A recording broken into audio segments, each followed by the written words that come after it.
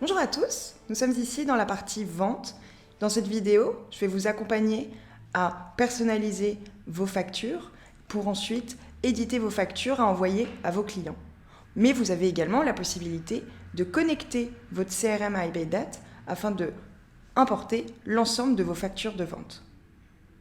Nous allons maintenant nous rendre dans la section Vente, qui est la partie où vous allez pouvoir gérer vos ventes. Vous allez pouvoir faire deux choses différentes. La première chose est de générer vos documents directement sur la plateforme et les envoyer à vos clients par email. Une facture, un devis, un bon de commande, un avoir ou bien d'autres documents.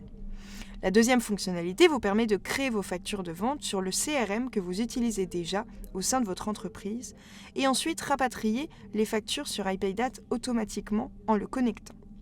Donc tout d'abord, nous allons voir ensemble comment créer vos documents directement sur la plateforme. La première chose à faire, c'est de créer son profil de facturation. Donc en allant directement sur l'onglet Paramètres.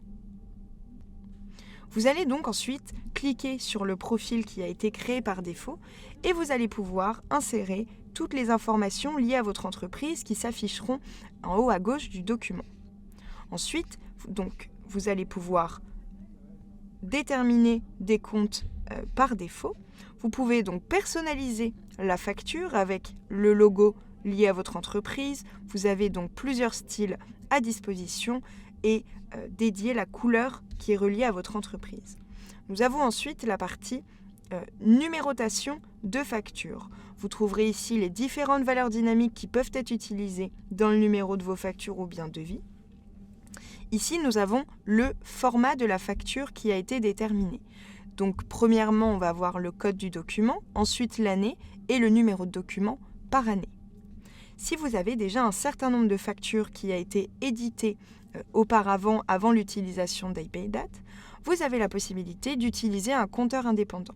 Il faut donc bien cocher cette partie-là. Et lorsque, par exemple, si vous démarrez le compteur à 10, la prochaine facture que vous allez éditer sera la 11e. Vous allez pouvoir donc ici déterminer les codes de vos documents.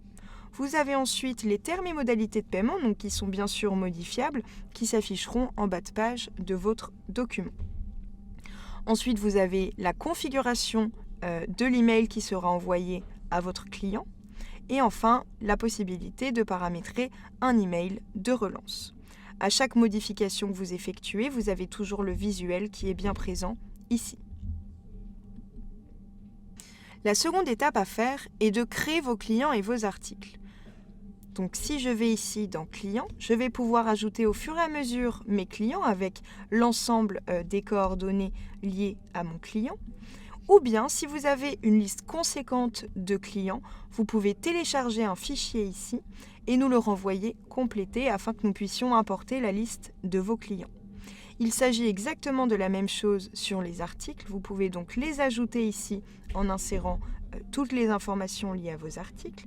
Ou alors, si vous avez encore une fois une liste assez conséquente, vous pouvez donc télécharger le fichier et nous le renvoyer complété. Pour créer un document, il faut se rendre directement sur la partie Document et enfin créer un document. Vous allez déterminer le type de document, donc ici mettons une facture, le paramètre, donc le profil que vous venez de configurer, et enfin le client. J'enregistre et ça va me diriger vers l'édition de ma facture. Je vais pouvoir donc ajouter mes articles, donc soit choisir un article que j'ai déjà paramétré, ou bien un article au fur et à mesure que vous allez pouvoir insérer juste ici. Donc je vais choisir mon article, on a bien le prix unitaire, la quantité qu'on peut bien sûr modifier, le taux de TVA qui s'applique. J'enregistre. Ici mon article est bien présent.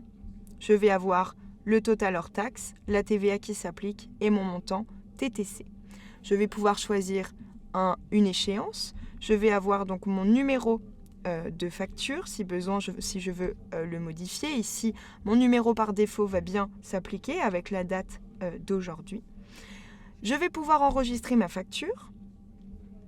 En validant le document sera figé. On ne pourra plus le supprimer, on ne pourra plus le modifier. Donc je vous invite d'abord à enregistrer puis vérifier les informations avant de l'envoyer. vous avez la possibilité de programmer un envoi de facture. Donc ici, ça va vous permettre d'automatiser l'envoi de certaines factures à vos clients, en choisissant par exemple la fréquence d'envoi. Si je clique sur Retour, je vais pouvoir avoir l'ensemble de mes documents. Donc ici, on peut voir que ce sont les brouillons. Cette facture a bien été envoyée à mon client. Nous avons donc tout le détail avec le statut de mon document, le type de document qui a été envoyé, le numéro, le client, le total TTC et la date. Vous pouvez bien sûr filtrer par profil, vous pouvez filtrer par client, par type de document, par statut, et vous avez toujours à disposition la période concernée. Je vais maintenant vous parler de l'intégration avec un CRM. Afin de paramétrer cette intégration, je vous invite à cliquer juste ici. Nous avons ici la liste des CRM avec lesquels nous nous connectons. Par exemple, vous générez les factures avec celle-ci. Je vais cliquer ici. Et donc, vous allez pouvoir insérer l'ensemble de vos identifiants avec lesquels vous vous connectez à celle-ci.